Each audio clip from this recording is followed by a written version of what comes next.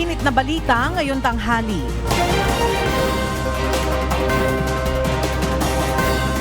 Mga lalawigan sa Bicol, Central Luzon at Metro Manila pinaghahanda sa posibleng epekto ng bagyong Pepito. Malalakas na pag-ulan inaasahan ngayong weekend. Ilang mga residente sa lalawigan ng Bicol maagang nagsilikas bago pa ang pagtama ng bagyong Pepito. Publiko pinaiiwas munang bumiyahe patungo sa Bicol dahil sa banta ng panibagong bagyo.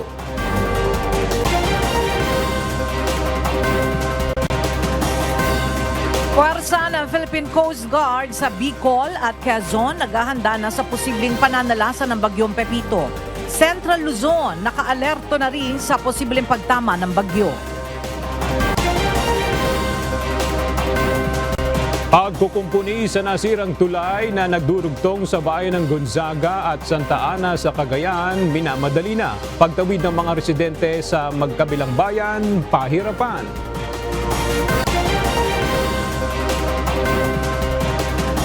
At ilang mga lugar sa lalawigan ng Isabela wala pa ring supply ng kuryente matapos ang pananalasa ng bagyong Nika at Ophel. Ilang electric cooperative sa Central Luzon tutulong sa power restoration sa Isabela, Cagayan at Aurora.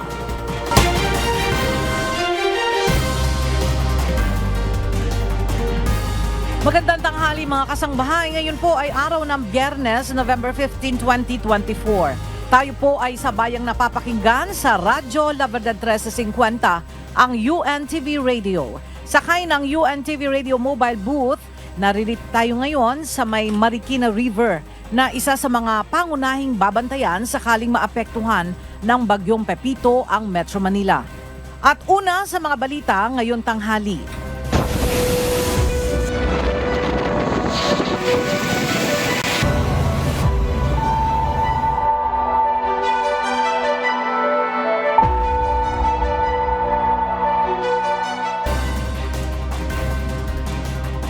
Posibleng makaranas ng malalakas na pag-ulan ang malaking bahagi ng bansa ngayong weekend bunsod ng bagyong Pepito. Base sa inisyal na forecast ng Pag-asa, maaaring maging maulan ngayong weekend lalo na sa araw ng Linggo. Sa ngayon ay nasa typhoon category na ang bagyo at inaasahang lalakas pa sa mga susunod na oras. Inaasahan dadaan ang bagyo sa area ng Bicol at Central Luzon, gayon din ang Metro Manila. Inatasan na ng Office of Civil Defense ang regional offices nito na magpatupad ng preemptive evacuations bilang paghahanda sa posibleng pananalasa ng bagyong Pepito.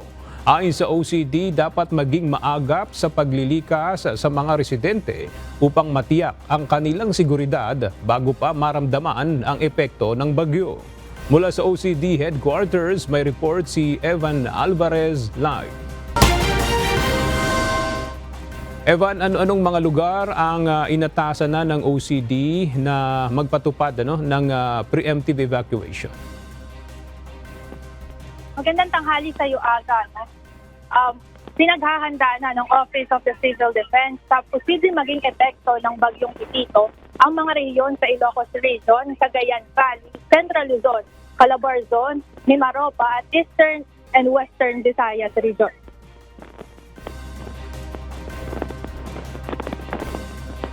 Ayon kay OCD Service Director Cesar Idio, ngayong araw ang window o panahon ng mga lokal na pamahalaan sa mga nabanggit na lugar para magsagawa ng paglilikas sa mga residente, lalo na ang mga nasa landslide at flood-prone area.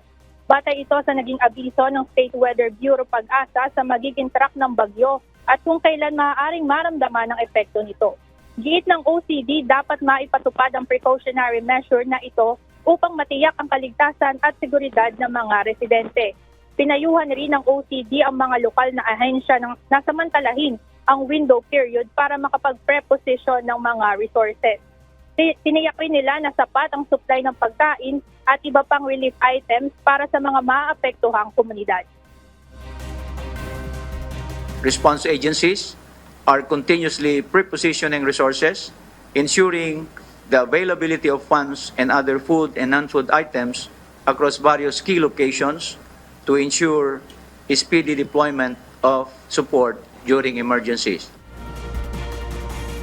Binigyan diin ng OCD na bagamat nakabantay ang national government sa sitwasyon, ay mahalaga pa rin ang kooperasyon at kahandaan ng mga lokal na pamahalaan upang masiguro ang kaligtasan ng mga mamamayan. Aga muli ring tiniyak ng OCD na patuloy ang kanilang rescue at relief mission sa mga apektadong lugar, lalo na nga dito sa Northern Luzon na sa ngayon ay apektado pa rin ng bagyong Ophel. Yan muna ang update mula dito, Aga. Maraming salamat, Evan Alvarez. Nag-uumpisa ng palikasin ng ilang local government units sa Bicol ang mga residenteng posibleng maapektuhan ng bagyong Pepito. Karamihan sa mga ito ay buhat sa Albay at Camarines Sur. Bukod sa pagbaha, binabantayan din ng mga LGU official ang pagkakaroon ng lahar flow sa Bulkang Mayon. Para sa detalye ng balita, may report si Alan Manansala live. Alan, kumusta ang sitwasyon dyan sa Bicol? Marami na ba sa ating mga kababayan ang inilikas? Yes, Ella, magandang tanghali dito nga sa aking lokasyon ngayon, dito sa may Camaligan, Camarines Sur. Makikita mo naman, Ella, mainit pa ang panahon dito. Pero ganun pa man, Ella, tuloy-tuloy na ang sinasagawang paglilikas ng mga local government officials sa mga kababayan nating posibleng maapektuhan nitong bagyong Pepito. Ella, patuloy ang isinasagawang paglikas ng mga residente sa lakeside barangays ngayong araw dahil sa banta ng bagyong Pepito. Tinatayang nasa 1,700 hanggang 2,000 pamilya ang dadalhin ng Buhi LGU sa kanilang bayan para sa kanilang pansamantalang tutuluyan sa mga evacuation center. Inabisuhan din ang lahat ng residente ng Buhi na maghanda sa paparating na bagyo. Sa Sorsogon, Ella, isa namang curfew ang ipinatupad ng Sorsogon Provincial Risk Reduction and Management Council. Ito ay bilang pagtiyak sa seguridad at kaligtasan ng mga residente sa posibleng pananalasa ng bagyo. Simula naman alas 9 ng umaga kanina ay nagsimula ng magpalikas si Mayor Caloy Baldo ng Kamalig sa Albay. Kabilang sa mga pinalikas ay ang nasa poblasyon ng Kamalig na isa sa madalas na binabahang lugar sa tuwinang may ganitong kalamidad. Maaga ring nagpalikas si Mayor Paul Chino Garcia ng Ginubatan Albay dahil madalas din itong makaranas ng pagbaha. Bukod pa ang pagkakaroon ng lahar flow sa kanilang lugar, lalo na ang mga nakatira sa paligid ng Bulkan Mayon. Ella, hindi rin kasi nila inaalis ang posibilidad ng pagkakaroon ng lahar flow sa naturang bayan. Matatandaang nitong nakaraang bagyong Christine, Ella, maraming mga bahay ang natabunan ng mga volcanic materials dahil sa lahar flow na nangyayari sa Ginubatan, Albay. At mamaya, Ella, ay mag-iikot tayo dito sa naturang mga nabanggit na lugar para alamin natin yung magiging sitwasyon ng ating mga kababayan, lalo na ang karamihan sa kanila ay sumisikap at patuloy pa rin bumabawi matapos itong naranasang bagyong Christine na talaga namang nagpahirap sa ating mga kababayang Bicolano. Pero ganun pa man, Ella, ay nakahanda pa rin po tayo at gayon na din ang news team natin para alamin natin ang magiging kabuang sitwasyon dito sa Bicol Region. Ella. Alright, maraming salamat, Alan Manansala. Hindi pa man nararamdaman ang epekto ng bagyong Pepito, kusa nang nagsilikas ng maaga ang ilang mga residente sa lalawigan ng Camarines Norte at nagtungo sa mga evacuation center. Mula sa Daet, Camarines Norte, makibalita tayo kay Brian Baldarahe live. Brian, ano-anong mga lugar dyan sa Camarines Norte yung maagang nagsilikas yung mga residente? At kumusta sila ngayon? Kasya pa ba yung evacuation center para ma-accommodate sila dyan? Yes, Aga, magandang tanghali. Unti-unti na nga napupuno itong mga evacuation center, particular dito sa kinalalagyan natin, dito sa bayan ng Vinson, sa Camarines Norte. Matapos nga maagang lumikas ang ilang mga residente rito para paghandaan ang pagtama ng bagyong Pepito. Ilan sa mga lumikas na aga ay ang mga residente sa barangay Catbalogo, Sabang at Sula dito sa bayan ng Vinsons. Ayon sa ilang mga residente rito, natuto na sila noong nakaraang bagyong Christine matapos silang maabutan ng kasagsagan ng bagyo at pagtaas ng tubig baha sa kanilang mga bahay. Kaya naman ngayon ay maaga na silang pumunta sa mga evacuation center. Ilan naman dito ay mga nakapanayam natin ay nais na makahanap ng mapepwestuhan agad ng mga classroom at wag nang sumabay pa sa dagsa ng mga lilikas na evacuee. Katuwang ang MDRRMO Vinsons, PNP Cam Norte at Armed Forces of the Philippines o AFP, gamit nila ang kanilang mga truck, isa-isang sinundo ang mga residente sa kani-kanilang mga tahanan. Ilan naman ay nagkusa ng lumikas at pumunta na sa mga evacuation center. Mamaya aga, inaasahan na magpapatupad din ng forced evacuation ang bayan ng Daet dito sa Camarines Norte. Kaugnay nito, nagpulong na ang Provincial Disaster Risk Reduction and Management Council sa pangunguna ng mga opisyal ng lalawigan para pag-uusapan ang gagawing paghahanda sa posibleng pagtama ng bagyong Pipito sa lalawigan. Kaninang madaling araw, inisa-isang hinakot din ng PDRRMC ang mga pasahero na na-stranded sa Naga City matapos maagang magkansela ng pasok at matapos maagang magsuspindi ng pasok ang ilang mga paaralan at magkansela ng mga biyahe ang mga jeep at mga bus sa naturang syudad. Nagsasagawa din ng clearing operation kanina at pag-aalis ng mga sanga na maaaring bumagsak sa oras na lumakas ang hangin ang mga kawani ng DPWH. Ilang mga residente rin dito ang nakita natin na nagpapatibay na ng kanilang mga bahay. Pinapakuan na nito at tinatalian ang kanilang mga bubong. Ilan din sa mga paaralan dito ay nagre-repair na ng kanilang mga classroom para maayos na matuluyan ng mga displaced families. At kanina nga aga, naging katuwang din ang UNTV News and Rescue sa paghahakot ng ating o pagsusundo ng ilang ating mga kababayan na displaced families dito sa bayan ng Vinsons para madala nga sa pinakamalapit na evacuation center dito sa naturang bayan. Yan muna latest mula dito sa Vinsons, Cam Norte. Balik sa inyo aga. Maraming salamat, Brian Baldaray. Pinag-iingat ng Land Transportation Office sa mga maglalakbay ngayong weekend, partikular na ang mga magpupunta ng Bicol. Payo ng LTO, kung maaari ay iwasan muna ang non-essential travel sa Kabikulan upang makaiwas sa panganib na maaaring idulot ng bagyong Pepito na inaasahang magdadala ng malalakas na pag-ulan. Kasama rin sa mga pinag-iingat ang mga taga Metro Manila, Central Luzon at iba pang karatig na lugar na maaaring daanan ng bagyo. Pinaiiwas din munang bumiyahe ang mga magtutungo ng Visayas at Mindanao na dadaan ng Matnog Port sa Sorsogon. Naka-alerto na ang deployable response groups ng Coast Guard sa Bicol bilang paghahanda sa inaasahang pananalasa ng bagyong Pipito. Base sa forecast ng Pag-asa, may posibilidad na muling tumbukin ng bagyo ang Kabikulan, kaya't ngayon pa lamang ay naghahanda na sa disaster response ang PCG. Bukod sa manpower, kasama rin sa mga nakastandby na ang mga rescue equipment na gagamitin sakaling kailanganing ilikas ang ating mga kababayan sa Bicol. Bukod sa PCG Bicol, nakahanda na rin ang pwersa ng Coast Guard Southern Station sa inaasahang epekto ng bagyong Pepito.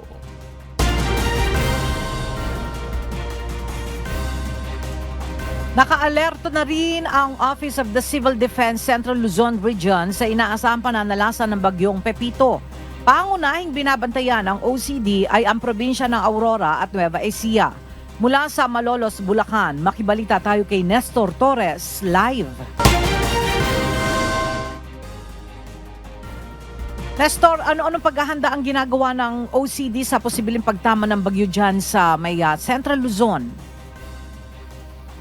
Magandang tanghali, Ella. Sa ngayon nga ay inalerto na ng Office of the Civil Defense Region 3 ang mga local government units sa 7 probinsya maging ang MDRRMO hinggil sa hagupit o pananalasa ng paparating na bagyong Pepito dito sa Central Luzon. Patuloy ngayon ang ginagawang paghahanda at pagbabantay ng Office of the Civil Defense Local Government Unit sa 7 probinsya sa Central Luzon sa paparating na Tropical Cyclone Pipito. Ngayong umaga ay magkakasama ang iba't ibang ahensya sa paghahanda sa paparating na bagyo kasama ang OCD at ang AFP, PNP na nakaposisyon na rin ang karagdagang ipamimigay din ng DSWD na family food pack ayon kay Cheng Quezon, Regional Spokesperson ng OCD Region 3. Sentro ng Bagyong Pepito ay ang Aurora at Nueva Ecija. Bagamat di pa nakaka-recover ang probinsya ng Aurora sa nagdaang Bagyong Nika, kung saan 33 bahay ang totally damaged at 33 ang partially damaged. Pero nag-abiso ang OCD na maging alerto sakaling mag-anunsyo ulit ng preventive evacuation sa kanilang lugar.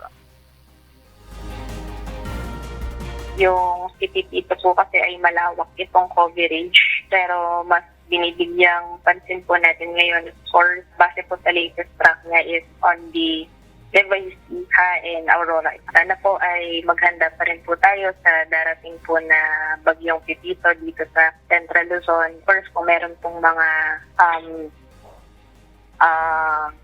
warnings na and meron na pong abiso from our local authorities na lumitas. Ay dapat po ay tayo ay sumunod na, lumitas na, and palagi pong bantayan yung mga latest updates to our official warning agencies po, mainly yung Pag-asa. Nagbigay na rin ng abiso ang OCD sa Philippine Coast Guard na bawal pumalaot ang mga mangingisda lalo't may paparating na bagyo. Ela, sa ngayon nga ay sa pagmumonitoring na sinasagawa ng OCD Region 3 sa mga dam sa Central Luzon, partikular dito sa Bustos, Ipo at Angat Dam, ay wala namang silang nakukuha pa o natatanggap na abiso na magpapakawala ng tubig ang nasabing mga dam. Pero bago dumating itong bagyo ay pinaghahanda na talaga ang ating mga kababayan, lalo na sa posibleng pagbaha na mararanasan sa ilang parte sa probinsya ng Central Luzon. At yan ang latest live, balik sa iyo, Ella. Maraming salamat, Nestor Torres. Minamadali na ng provincial government ng Cagayan ang pagsasaayos ng nasirang tulay sa may bayan ng Gonzaga na nagdurugtong sa bayan ng Santa Ana. Dahil dito, pahirapan ngayon sa pagtawid ang mga residente dahil kailangan nilang tawirin at maglakad sa ilog para lamang makarating sa kabilang bayan. Mula sa Gonzaga, Cagayan, naroroon ang ating kasama na si Ryan Lacanlale live. Ryan, kamusta ang sitwasyon ng mga residente dyan matapos yung pananalasa ng Bagyong Ophel? Aga, marami sa ating mga kababayan dito sa Barangay San Jose ay namatay yung kanilang mga alagang hayop. Kwento nila, 1989 nang maranasan nila ang ganitong klase kung saan insidente dito, kung saan maraming mga tao ang namatay. Laking pasasalamat lamang nila ngayon dahil mga hayop lamang ang namatay dahil itong bahagi ng tulay, wala nang nakatirang masyado dito. May nakita kami kanina, ilang bahay na lang, pero nakuha nilang lumikas bago pa yung pagragasa ng tubig sa gabi. Pinagtutulong-tulugan na ng lokal na pamahalaan ng Gonzaga, Santa Ana at DPWH ang pagkukumpuni sa nasirang kalsada na nagdurugtong sa San Jose Bridge sa Barangay San Jose, Gonzaga, Cagayan. Maagang dumating ang mga backhoe at payloader para tanggalin ang mga nakahambalang na troso sa gitna ng kalsada. Pagkatapos ay unti-unti itong tinampakan ng graba at buhangin dala ng dump truck sa magkabilang bahagi ng tulay. Ang mga residente na kailangang tumawid mula sa magkabilang bayan kailangang maglakad ng malayo at daanan ng maputik na ilog. Si Aling Mary Jane, kailangan niyang bumili ng yelo sa apari araw-araw para sa negosyo niyang isda. Isang linggo na kasi nga walang kuryente sa kanilang lugar sa Santa Ana. Pero dahil sira ang tulay at di makatawid, magdadagdag pa siya ng bayad para sa pagtawid. Opo, dati pinupuntahan namin, sir, para makakuha kami ng ng ice. Ngayon, sir, ganito naman na yung tulay namin dito. Kaya hindi na kami makatawid. So, dagdag perwisyo yung tulay sa inyo? Oo, sir, siyempre marami naman po yung masisirang isda namin pag hindi po kami maghanap po ng ng ice. Ang iba pasok na sa trabaho dahil kailangan nilang maghanap buhay para may maipakain sa kanilang pamilya. Nagkalat din ang mga hayop o mga kahoy at troso sa gilid ng kalsada. may mga patay na hayop din na alaga ang ating mga kababayan na tinangay ng baha gaya ng baka at baboy. Kwento ng ating mga kababayan kanina at kagabi raw ay bandang alas 9, napunta itong bahagi na ito. Naglag yung malalaking troso dito at umapaw itong tulay, umapaw ito sa kalsada at hindi na nga nakayanan ng gilid nitong tulay at nasira. Kung mapapansin mo, itong tulay intact pa siya. Ang nasira yung gilid niya, yung kalsada na nagdudugtong doon sa tulay. At yan muna ang latest mula dito sa San Jose, Gonzaga, Cagayan. Balik sa'yo, Aga. Ryan, kumusta yung mga residente doon sa Santa Ana? Sila ba ay nahahatiran ng tulong? Aga, kaninang umaga, pagputok ng araw, kasi kanina ay maayos na yung panahon dito, sumikat yung araw, agad nagsagawa ng relief operation doon sa mga residente na talagang binaha. Kasi kagabi, mayroon tayong report na may mga ilang barangay, mga 2 barangay doon na talagang hindi mapasok dahil tumaas yung tubig baha. Pero kaninang umaga, sila yung mga inatiran ng pagkain, ng tulong. Kaya minamadali itong pagkukumpuni dito sa dike dahil mayroong mga papasok na tulong galing sa provincial at sa regional office na mga food packs para maihatid dito sa ating mga kababayan. Dahil kung tatagal kasi ito, Aga, ay mauubos na yung stock nilang mga relief goods para doon sa ating mga kababayan. Pagdating naman na Ryan, doon sa linya ng komunikasyon, may kuryente na ba dyan? Yun nga ang problema, Aga. Yung doon sa Santa Ana, yung mga residente, nung nakaraang linggo pa raw sila walang kuryente. Kaya nga yung isang na-interview natin kanina, sa Aparipa sila bumibili ng yelo dahil wala ngang kuryente dito at dito sa mga katabing bayan, meron mang kuryente, hindi naman lahat. Nagkakaubusin din ng yelo na kailangan nila, konsumo nila para sa kanilang mga negosyo. Isa pa sa nawala kagabi yung signal ng komunikasyon doon mismo sa bayan ng Santa Ana. At kahapon, nung mag-umpisang manalasa ang bagyo hanggang alas 7 ng gabi, okay pa naman yung signal. Pero nung naghating gabi, nawala na rin ang signal ng komunikasyon. Dito sa May Gonzaga, medyo okay naman. Kaya dito kami nakakapagbato ng impormasyon ngayon. Yung tungkol naman, Ryan, dyan sa tulay, gaano daw katagal bago maiayos yung nasirang tulay dyan? Nakausap natin si Mayor, ang alkalde ng Santa Ana kaninang umaga. Sabi niya kaya naman daw itong tapusin sa loob ng maghapon. Kaya nga ito ngayon, pinagtutulong-tulungan na nila ng magkabilang bayan. Itong gawing kanan ay galing ng Santa Ana, yung mga dump truck. At dito naman sa kaliwa ko ay galing naman ng bayan ng Gonzaga, yung mga dump truck na nagkukumpuni sa isang bahagi. Okay, maraming salamat, Ryan Lacanlale. Wala pa ring supply ng kuryente ang nasa 21 mga barangay sa Santiago City sa Isabela matapos na magtumbahan ang mga poste ng kuryente noong kasagsagan ng bagyong Nika. Sa ngayon ay patuloy rin ang isinasagawang clearing operation sa lugar na natigil dahil sa bagyong Ophel.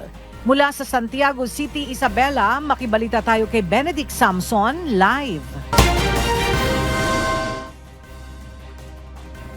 Benedict, gaano katagal maibabalik sa normal ang supply ng kuryente dyan sa mga apektadong barangay?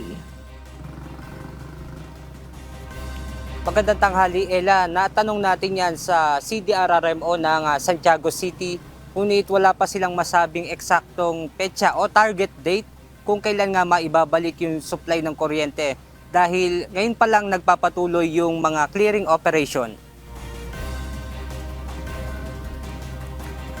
Sa ngayon ay nasa 16 na barangay na sa Santiago City ang naibalik na sa normal ang supply ng kuryente. At dahil gumaganda naman ang lagay ng panahon dito, muling itinuloy ng Isabela Electric Cooperative Incorporated katuwang ang iba't ibang ahensya ng lokal na pamahalaan upang isaayos ang mga linya ng kuryente.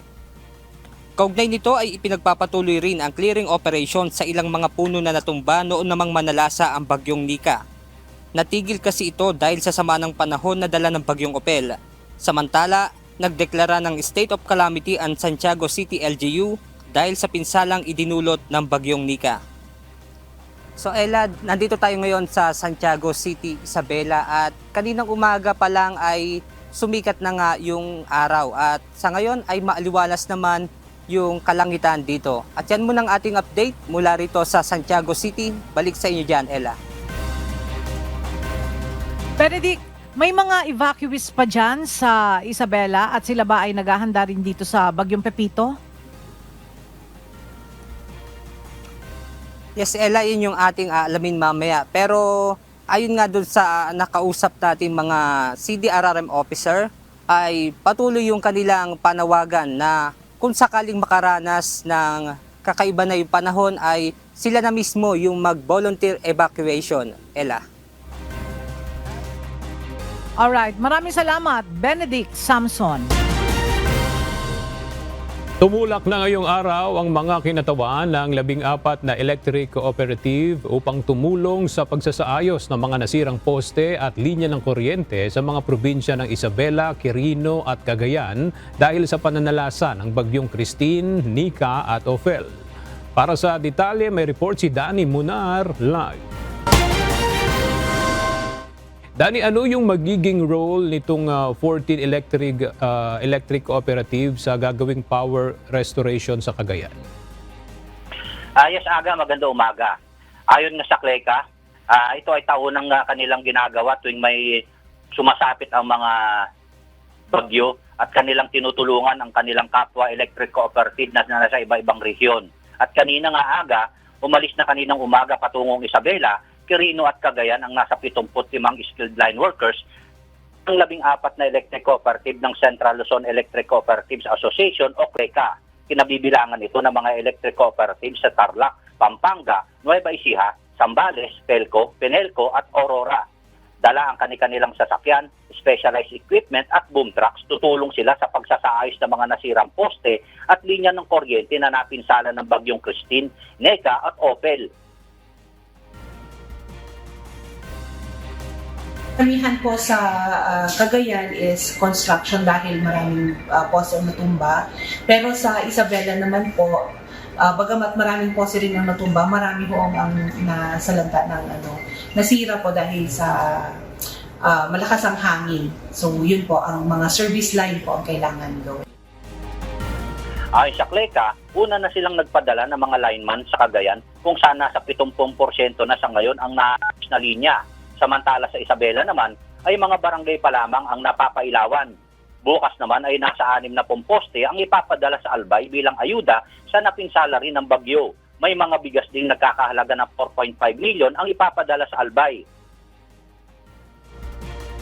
Mga po natin napakahirap na walang kuryente. Kaya po kailangan tulungan po natin sila. Pag hindi po natin sila tinulungan, baka abutin po sila ng buwan para ma-restore yung power nila. Tiniyak ng grupo na kahit sa gitna ng sunod-sunod na bagyo, tutulong sila na maibalik ang supply ng kuryente na target matapos sa loob ng 2 linggo. At yan muna ang update. Balik sa iyo dyan, Aga. Maraming salamat, Danny Munar. Humina na ang bagyong Ophel habang papalayo ng bansa at inaasahang lalabas na ng Philippine Area of Responsibility bukas ng hapon. Samantala, lumakas pa at isa ng typhoon category ang bagyong Pepito habang papalapit ng Samar Province at Bicol Region. Para sa iba pang update sa ulat panahon, narito si Maria Ana Glaiza Esculiar, ang Senior Weather Specialist ng Pag-asa. Umaga po sa ating lahat. Salamat po ulit sa ating mga kasamahan sa media. para po sa pagpapalaganap po ng warning po na binibigay po ng Pag-asa, kasabay po sa pagtulong po natin sa mga disaster managers at local government units. Ito po ang update sa dalawang bagyo na nasa loob ng Philippine Area of Responsibility, ang Severe Tropical Storm Ophel at ang Typhoon Pepito. Ang bagyong Ophel po from typhoon ay isa na po ngayong severe tropical storm. Huling namataan po natin 195 km kanluran po yan ng Itbayat, Batanes. Taglay po nito ngayon ang lakas na hangin na 110 km per hour, malapit sa gitna at bugsong aabot naman hanggang 135 km per hour. Ito po ay naasang kikilos pahilaga-hilagang kanluran sa bilis na 20 km per hour. Ito po muna ang mga babala po natin kaugnay po sa bagyong Ophel. Susunod po natin ang bagyong Pepito. Ang bagyong Ophel po ay inaasahan po natin na patuloy na kikilos ng pahilaga-hilagang kanluran at ito po ay inaasahan pong mag-exit po pansumandali ng Parpo bukas po ng hapon. Ito po ay maaring pumasok ulit ng Philippine Area of Responsibility at kumilos ng pahilagang silangan at maglandfall po dito sa Taiwan. At paglandfall niya po sa Taiwan, may posibilidad po siyang maging isang low pressure area na lamang sa susunod pong mga araw. Ito po ay sa Monday. So sa ngayon po, nakataas pa rin po ang wind signal number 2 sa Batanes. Ito po yon. At wind signal number 1 naman po sa northern portion ng Cagayan, dito po sa may Babuyan Islands, northern portion ng Apayao, at dito po sa northern portion ng Ilocos Norte. Sa mga susunod pong issuance po ng bulletin po natin, inaasahan po natin na unti-unti na pong mawawala yung mga wind signal po natin sa dulong Hilagang Luzon. Ano naman po ang kaikibat pa rin pag-ulan ng Ophel? Mga significant rainfall po na maaari pong idulot within 24 hours. Ang may babala na lang po para sa mga malalakas na pag-ulan ay ang Batanes. Asahan po ang katamtaman hanggang sa malakas ng pag-ulan sa Batanes within 24 hours. Kakibat pa rin po ng bagyong Ophel. Meron pa rin po tayong nakataas na gale warning dito po sa may Batanes, Babuyan Islands at northern coast po ng Ilocos Norte. Maalon pa rin po hanggang sa napakaalon po ng karagatan sa bahagi yan ng ating bansa. Kaya naman po yung ating mga kababayan na gumagamit ng maliliit na sasakyang pandagat, bawal pa rin pumalaot. Pero expected po natin mamaya hapon, maaari na po nating i-lift yung gale warning po dito po sa dulong Hilagang Luzon habang papalayo po ang bagyong Ophel. Samantala po, pagkatapos po natin na makita po yung mga babala tungkol sa bagyong Ophel, ay dito po naman tayo dumako sa bagyong Pepito na pumasok nga po ng Philippine Area of Responsibility kagabi. Huling namataan naman po ito ng Pag-asa, 630 km po silangan po ng Giwan, Eastern Samar. Taglay na po nito ang lakas na hangin ngayon na 130 km per hour malapit sa gitna at ang bugso ng hangin po ay umaabot po hanggang 160 km per hour. Inaasahang patuloy na kikilos ng westward sa bilis na 30 km per hour. May kabilisan po ang bagyong ito. Base po sa ating track, mapapansin po natin may kababaan po ang lokasyon po ng bagyong Pepito po sa ngayon. At ito po ay naasahan po nating magla-landfall po base po sa track po natin sa Catanduanes. Bukas po yan ng gabi hanggang Sunday po. Yun po yung possible landfall time po natin. Ngunit mapapansin po natin, gaya po ng laging pinapaliwanag po ng Pag-asa, kahit ito po ang forecast track po natin ngayon, may tinatawag po tayong cone of probability. Ito po yon. So, pwede pong mag-vary o pwede pong mag-landfall dito po from Northern Samar to Sorsogon, Albay, Camarines Sur, ay pwede pong mag-landfall din po yan base po sa ating uncertainty cone. So, hindi lang po Catanduanes ang dapat po nating tutukan sa mga susunod na araw. Kaya kailangan po mag-prepare po yung mga areas po dito po sa Samar Provinces, Bicol Region, Calabarzon, ilang bahagi po ng Mimaropa, Central Luzon at Northern Luzon. Dahil po, base po sa ating track, ay maaari pong tahakin yung mga rehiyon na yan ng bagyong Pipito. Inaasahan din po natin na ang Pipito ay patuloy po na mag-intensify hanggang makalapit po siya dito sa may area po ng Bicol at Samar provinces. At inaasahan po natin na bukas po ng gabi at Sunday early morning ay tuluyan po itong maglandfall nga dito sa areas po, either dito sa Northern Samar, Bicol Region, specifically po sa Catanduanes. Nakataas na po ang wind signal number 2 sa eastern portion ng Northern Samar, ito po yun, at sa northern portion ng Eastern Samar. At wind signal number 1 naman po sa northeastern portion po ng Quezon Province, southeastern portion ng Quezon Province, Camarines Norte, Camarines Sur, Catanduanes, Albay, Sorsogon, Masbate, kasama po dyan ang Burias at Ticao Islands. At dito po sa Northern Samar, nalalabing bahagi ng Northern Samar, at nalalabing bahagi po ng Eastern Samar, kasama na po ang probinsya po ng Biliran. Inaasahan din po natin na habang papalipit ang bagyo, ay itataas po natin yung mga warning signal dito po sa areas po kung saan nakataas na po ang wind signal number 2 and number 1. So dito po sa Bicol Region at dito po sa Samar provinces, expect po natin na pwede po nga itaas po ng pag-asa ang wind signal dyan into 3, 4, and 5 pag naging super typhoon po ang bagyong Pipito once lumapit po siya ng landmass po. So, hindi po natin nirule out na bago mag-landfall ay pwede pong maging super typhoon ang bagyong Pipito. Sa babala naman po sa pag-ulan, inaasahan po natin na bukas po ng tanghali hanggang Sunday po ng tanghali ay meron pong torrential na mga pag-ulan dito po sa Catanduanes, Albay, Sorsogon at Northern Samar. Heavy to intense naman po ang mga pag-ulan dito po sa Eastern Samar, Camarines Sur at Camarines Norte. Samantala, katamtaman hanggang sa malakas na mga pag-ulan naman po ang inaasahan natin. Sa Quezon Province, Masbate, kasama po dyan ang Burias at Ticao Islands. Dito po sa Samar at dito po sa may Biliran, kasama na po ang Leyte Province. Simula naman po linggo ng tanghali hanggang Monday po ng tanghali, inaasahan natin na dadami po yung lugar na magkakaroon po ng malalakas na pag-ulan. Simulan po natin sa intense to torrential. Ibig sabihin po, walang humpay po ang mga pag-ulan na inaasahan po natin dito po sa areas kung saan po nakapula po yung mapa.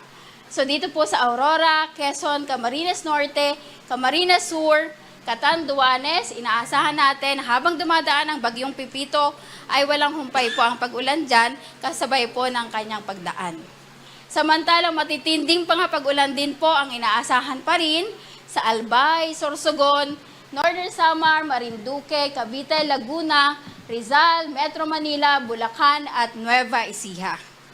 Samantala naman po, katamtaman hanggang sa mga malalakas na pag-ulan naman po ang inaasahan pa rin dito po sa Samar, Eastern Samar, Masbate, kasabay na po ang Romblon, Oriental Mindoro, Batangas, Pampanga, Bataan, Zambales, Tarlac, Pangasinan, Nueva Vizcaya at Quirino. Kung mapapansin po natin, yung buong Luzon, kasama na po yung malaking bahagi ng Eastern Visayas, ay sakop po ng hazards po na maaring idulot po ng bagyong Pipito habang ito po ay namamaybay dito sa rehiyon po ng Eastern Visayas, Bicol Region, Calabarzon, Mimaropa, Central Luzon at meron din pong area sa Northern Luzon. Samantala naman po, ang banta po ng storm surge sa bagyong Ophel, hindi po ito na-tackle kanina, meron pa rin po dito 1 to 2 meters pa rin po dito sa Batanes, Cagayan, Ilocos Norte at Ilocos Sur. Samantala, ang bagyong Pipito po ay may banta po ng storm surge dito po sa bahagi po ng Catanduanes, Camarines Sur, Camarines Norte, Masbate at Quezon Province. Kasama po ang kanlurang bahagi po ng Sorsogon, 2.1 to 3 meters po ang storm surge na maaling idulot po ng pagdaan ng bagyong Pipito. Samantala sa Albay naman, Biliran, nalalabing bahagi ng Camarines Sur, Eastern Samar, Northern Samar, Quezon, Samar, ito po yung Samar, western part ng Samar po yan, at Sorsogon, inaasahan naman po na 1 to 2 meters naman po ang pwedeng storm surge na maidulot po sa pagdaan po ng bagyong Pipito.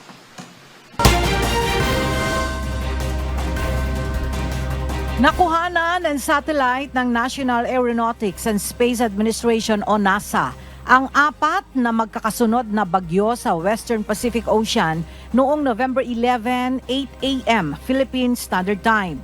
Kita sa larawan ang mga bagyong may international name na Yinxing, Toraji, Usagi at Manyi. Pinangalanan ng mga bagyo sa Pilipinas na Marce, Nika, Ophel at Pepito. Sa image, tinatahak o nakalagpas na sa Pilipinas ang mga bagyo. Batay sa Japan Meteorological Agency, ito ang unang pagkakataon na magkakasabay ang pag-iral ng ilang bagyo sa Western Pacific Ocean mula 1951. Natanggap na ng Department of Social Welfare and Development ang hiling na dagdag pondo para sa Quick Response Fund mula sa DBM o Department of Budget and Management. Ito'y kaugnay ng nangyaring magkakasunod na pagpasok ng bagyo sa bansa. Matatanda ang bunsod ng naranasang bagyo ay masisimot na ang stock ng departamento kaya't nangangailangan ito ng agarang replenishment. Para sa iba pang detalye, narito si Mia Alonzo. Mia, magkano itong pondo na ibinigay ng DBM sa DSWD na pang-replenish sa Quick Response Fund? Yes, Aga, natanggap na nga ng DSWD ang 875 million pesos na replenish fund para sa kanilang Quick Response Fund ng DSWD.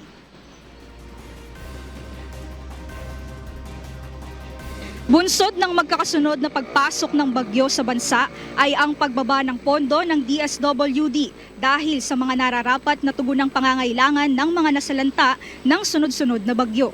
Kaya't humiling ng dagdag na pondo ang ahensya sa DBM. Well, in terms of funding naman, nais nating banggitin that we're very grateful to the Department of Budget and Management because DBM has always favorably acted upon our request for the replenishment of our Quick Response Fund. Yung replenishment ng aming QRF enables the department to fulfill its mandate of providing immediate assistance to disaster-affected families. Inihayag din ng opisyal na handa ang DSWD na magpapaabot ng ayuda sa mga maaapektuhan sa rehiyon ng Bicol. Dahil nga tayo ay nag-anticipate that Typhoon Pepito will bring rains in Regions 5 and Region 8, we have already spoken with our regional director to ensure na meron tayong adequate resources prepositioned in strategic areas in those regions. And in Region 5 alone, we have almost 100,000 family food packs already prepositioned. In Region 8, we also have more than 80,000 family food packs prepositioned in those areas. But our Visayas Disaster Response Center, which is located in Cebu, continues to reinforce yung mga naka-preposition na yon. So, ibig sabihin, as we speak, merong mga deliveries pa na dumarating ng region para madagdagan yung ating stockpiles. Una nang sinabi ng Pag-asa Weather Forecasting Center na posibleng makaranas pa rin ng pagtama ng bagyo sa bansa hanggang sa unang bahagi ng taong 2025. Aga, kaugnay nga nito ay tiniyak ng DSWD na merong sufficient fund ang ahensya para tumugon kung sakaling magkaroon ng mga emergencies o tamaan ng bagyo ang ating mga kababayan. Yan muna ang update. Aga, balik sa'yo. Maraming salamat, Mia Alonzo. Sa iba pang ibang balita, opisyal na pinasinayaan ngayong umaga ni Pangulong Ferdinand Marcos Jr. ang 5 bagong istasyon ng LRT1 Cavite Extension Phase 1 at si PBBM mismo ang unang sumubok na sumakay ng tren kanina. Mula sa Parañaque City, alamin natin ang detalye kay JP Nunez live.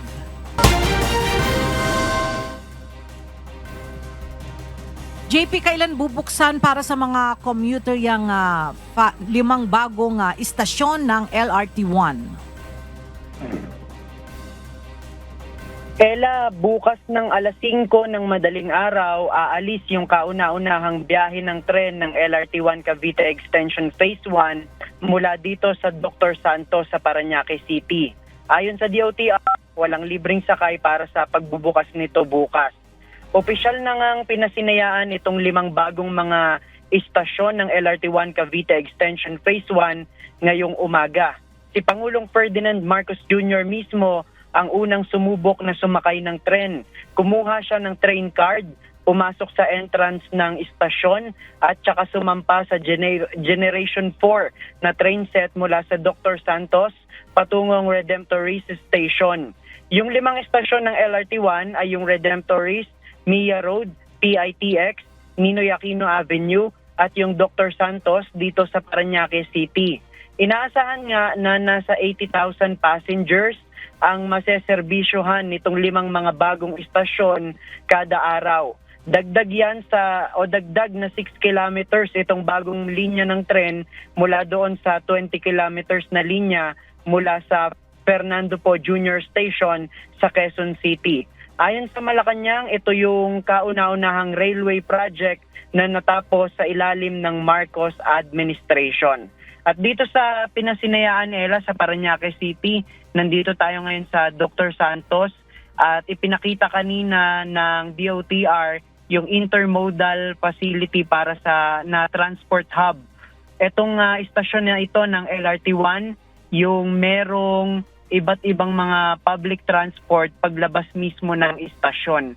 Kaya pagkagaling ng Dr. Santos dito sa sukat, ay pwede nang sumakay ng ibang mga public transport yung mga pasahero na dito bababa. Pwede na silang sumakay ng jeep, ng taxi, o kaya ng mga bus. Sa ngayon, yan muna ang ating latest live. Balik sa'yo, Ella. Maraming salamat, JP Nunez.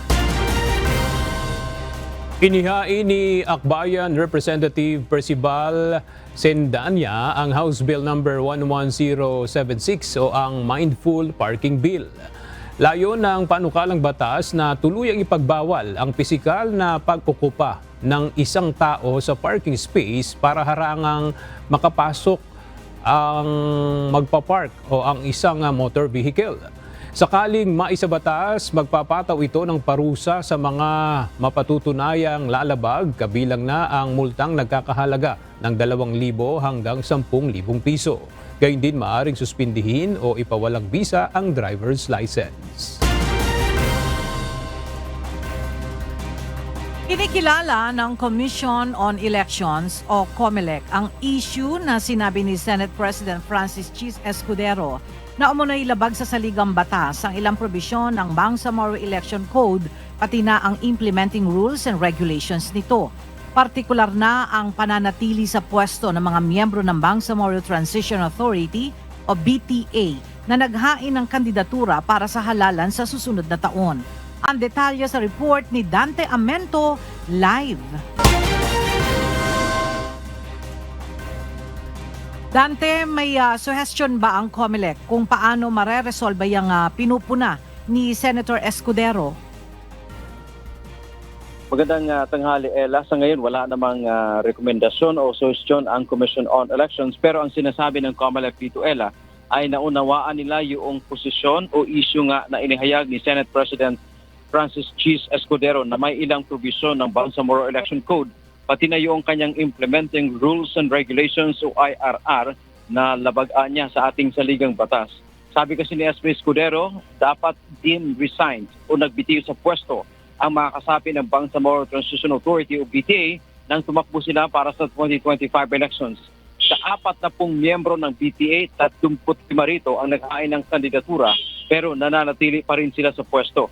Ayon sa Commission on Elections, mayroon na silang kaso o kaparehong kaso ngayon sa Supreme Court kung saan inisyuhan sila ng Temporary Restraining Order o TRO ng Korte. Ito ay nang sabihin ng COMELEC na hindi deemed resign ang isang nominee ng party list dahil hindi naman siya ang kandidato kundi ang mismong party list organization. Samantala, Ella, sa ngayon ay patuloy na tinatanggap ng COMELEC ang kopya ng Certificates of Candidacy o COC mula sa Bangsamoro Autonomous Region and Muslim Mindanao. Ito ay COC ng mga tumakbong political party at district representative. Kasunod nito ay tatanggap naman ng mga petisyon ang COMELEC kung may maghahain ba laban sa mga tumakbo tulad ng disqualification o kaya naman ang cancellation ng kanilang COC. Yan mo ang ating update mula dito sa Maynila. Balik sa iyo, Ella. Maraming salamat, Dante Amento. Formal nang itinalaga bilang bagong flag officer in command ng Philippine Navy si Rear Admiral Jose Ambrosio Espelata. Papalitan niya ang nagretirong Navy Chief na si Vice Admiral Toribio Adasi Jr. Personal na sinaksihan ng Pangulo ang change of command ceremony sa Navy Headquarters sa Maynila kanina. Nangako ang bagong Navy Chief na ipatutupad ang dalawang bagong batas na nilagdaan ni PBBM, ang Philippine Maritime Zones Act at Philippine Archipelagic Sea Lanes. At sa ating pong iiwang mga salita ng Diyos na ating sandigan mula sa Aklat ng Kawikaan, Kapitulo 10, versikulo 19 na nagsasabi, sa karamihan ng mga salita ay hindi nagkukulang ng pagsalangsang, ngunit siyang nagpipigil ng kanyang mga labi ay gumagawang may kapantasan.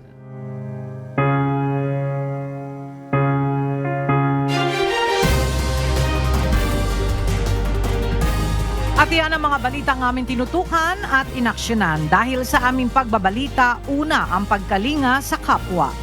UNTV News may balita saan mang panig ng daigdig. At dito sa UNTV, Diyos ang aming sandigan, serbisyo publiko ang aming pinahahalagahan. Magandang tanghali.